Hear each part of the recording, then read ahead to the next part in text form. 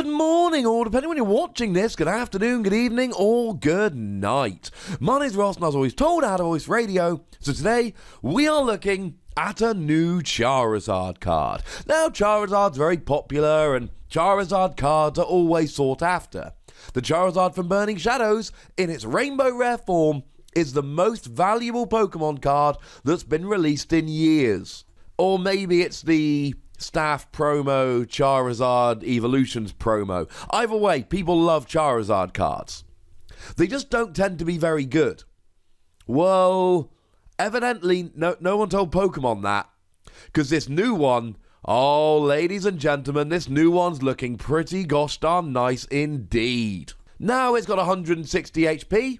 It is pretty standard, but it is on the large side. It's up there with things like Dragonite from Sun and Moon. It has got a retreat cost of 2, which is the worst in the game, but you can't have everything. It's weak to water, which could be getting worse and worse. Empoleon from Ultra Prism, I at least think is pretty gosh darn good. Greninja Gx is looking like it might be quite nice, so you know what? This might not be the best weakness ever. Being a fire type, though, does give it a whole bunch of advantages. You can use Kiawe to put 4 energy on it straight away, as long as you're willing to end your turn. And let's face it, Ho-Oh players totally are. Scorched Earth, discard a fire energy and draw 2 cards. You got Volcanion to accelerate a little bit of energy to help yourself out in the early game. And you technically have Lurantis promo to add 20 damage to your fire Pokemon's attacks. But as we're going to see in a moment, you're never going to need it. And being a fire type, you're hitting weakness against grass Pokemon like Golisopod and metal Pokemon like Solgaleo. It's a really good typing to have right about now.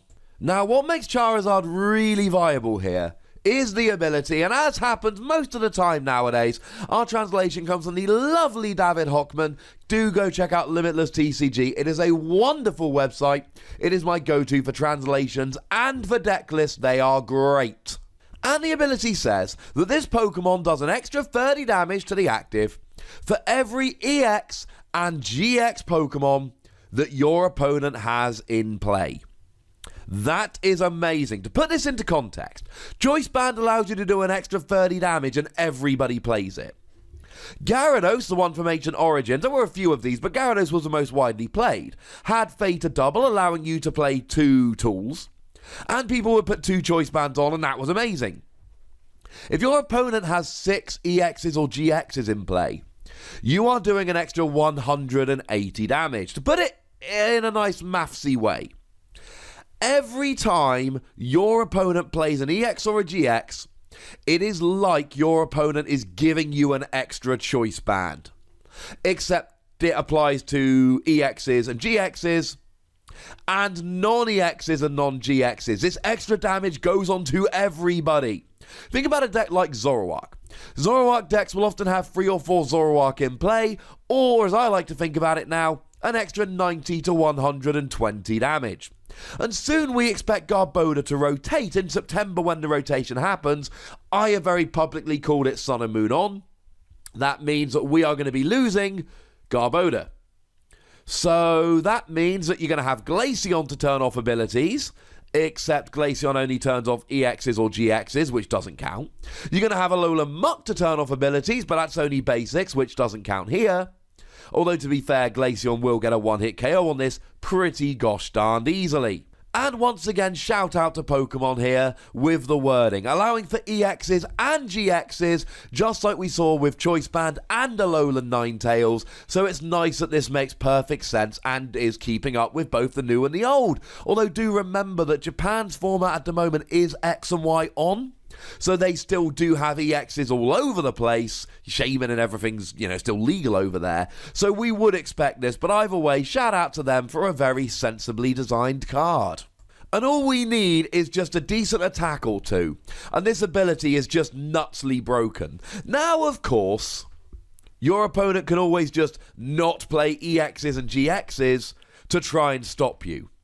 But it's like I've said in a myriad of videos and podcasts. As soon as your opponent starts going, I'm not going to play this card that I really want to play because it will help you too much, then that's just a victory for you at that stage. Not guaranteeing that you'll win the game, but certainly a moral victory, a psychological victory, if nothing else. Fine, don't play your Tapu Lele that you want to. So then you don't have a supporter you want this turn. Fine. Don't play your Zoroark GX. Brilliant. That means that you're not able now to draw enough cards as you want to. Don't play that Volcanion. That's fine by me, because you're not now doing enough damage that you need to do, and that is what is so good about this Charizard, ladies and gentlemen. It is great. Or at least the ability is. Let's have a look at the attack. 2 fighting, 1 colorless energy, 130 damage, and discard an energy attached to this Pokemon. And the numbers here are just beautiful. So you take 130 damage, with weakness that doubles to 260, this is the perfect number. If you only did 120, it would double to 240, and these 250 Pokemon like Solgaleo would not be getting one-hit KO'd. That's not the case here, ladies and gentlemen. You're getting a straight KO on anything that's weak, and you don't need any damage modification to do so, which is nice. Then, of course, you add a Choice Band, you're doing 160, but we don't really need Choice Band like that, although it's obviously still going to be useful, because with the ability, this will add up really quickly. So if you've got a Choice Band and your opponent has 1 GX in play, or if they just have 2 GXs in play, you're doing 190 damage, bye-bye Buzzwole. If you've got a Choice Band and they've got 2 GXs in play, or they've just got 3 GXs in play, then you're doing 220, there's Zoroark and Silvally. You should be getting a fairly easy KO on just about anything here. The one exception being fairly high HP non-GX decks, and the one that springs to mind, maybe because I'm playing it so much on my stream at the moment, twitch.tv/PTCGRadio, is Empoleon. You see, Empoleon's got 160 HP, which means that if you've got 1 GX on your field as the Empoleon player, then Charizard will get an easy one-hit KO. But if you don't put any GXs down, they can't use Choice Band, and they just flat out won't be able to get a one-hit KO here, and that is absolutely vital for the Empoleon player. And then, of course, given that they are a water Pokemon, they'll be getting a very easy one-hit KO on you. If they play a single GX on their field, like a Tapu Lele for a Bridget, for instance, then that's alright. But if they don't, that's a big problem for you. Now, the other thing to remember here, to remind you of, is Kiawe. Kiawe puts 4 energy onto a Pokemon straight away, and then ends your turn. So you put 4 energy on here, you discard 1. Good news, you've still got 3 energy there for next turn. You discard 1, okay, you've only got 2, but 1 more energy and you'll be ready to go. You could potentially here be using this turn after turn, not to mention that counter energy would work here, though we will need a 3rd energy. The thing is, this is a great ability, but do we actually have a good enough attack? The attack is good, but I'm not sure the attack is amazing. Let's go back to our old friend, Shining Celebi. Shining Celebi will allow you to use the attacks of your pre-evolutions. And this ability here is nuts. So let's say we take something like a Charmander, and we evolve that Charmander into a Charizard. If Charmander does 10 for 1 energy, which is a fairly safe bet, a lot of basic Pokemon do, at least those that evolve, and your opponent has 6 GXs on the field, you're doing 190 damage.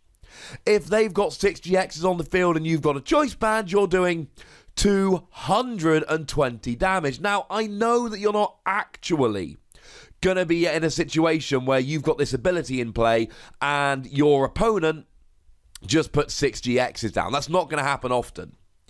But even if they put 2 GXs down, you're hitting 100 for a single energy because you're just using Charmander to do 10 damage for 1, except it gets boosted up to 100. This could be a way that Charmander gets good.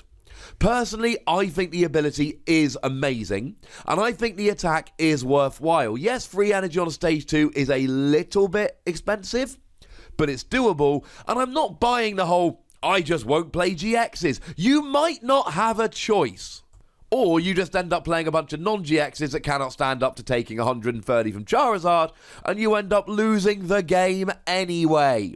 Maybe it's Shining Celebi using a Charmander attack, and I am going to be super interested in what the Charmander does from Dragonstorm. We've not seen it yet, we don't know what it does. Needless to say, I am very excited to see, because Charizard with this could be really good.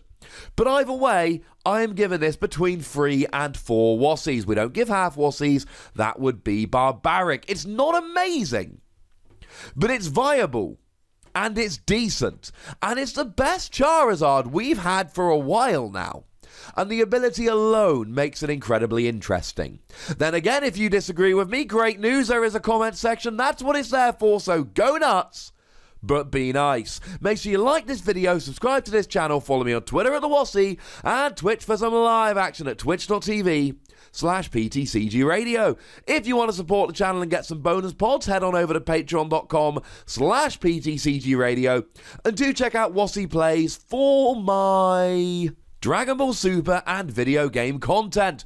But by far the most important thing, as always, is to look after yourselves until next time. Thank you very much for watching. My name's Ross, and you've been watching PTCG Radio.